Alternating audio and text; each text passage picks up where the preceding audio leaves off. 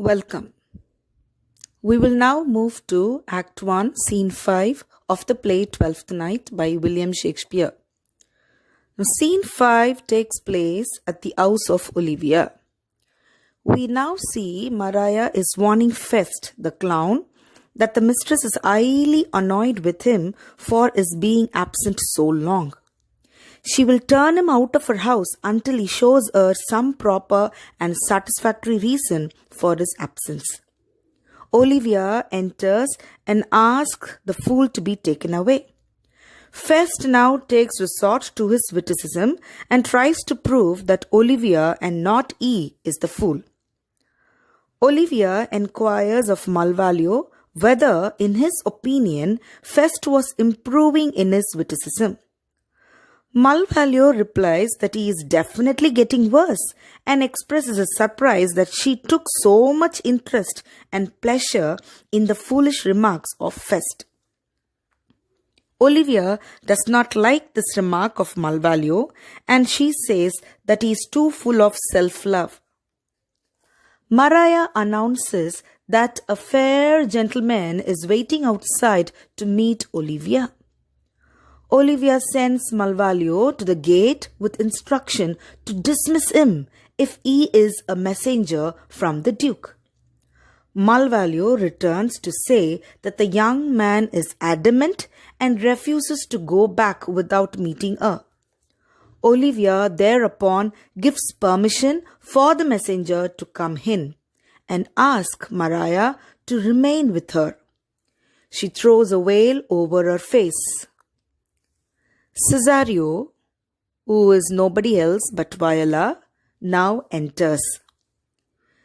Cesario announces that he has brought a very beautiful message which he cannot deliver in the house.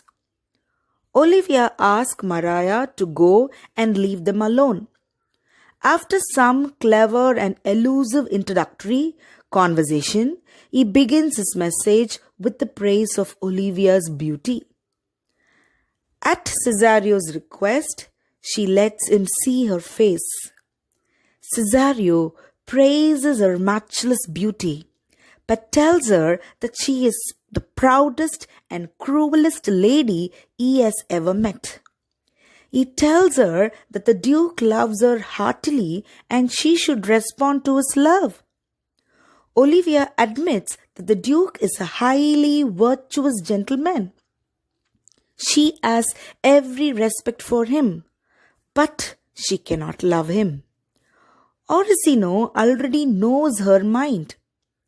Cesario sees no sense in Olivia's repulsion of Orsino's love. Had he himself been the lover, he would have made a cottage in front of her palace and lived there and kept on repeating her name day in and day out until out of sympathy she would love him. Olivia, however, asks him to tell his master that she cannot love him. Cesario goes out, cursing Olivia that the man whom she may ever love might reject her love in the same way that she refused to accept the love of Orsino.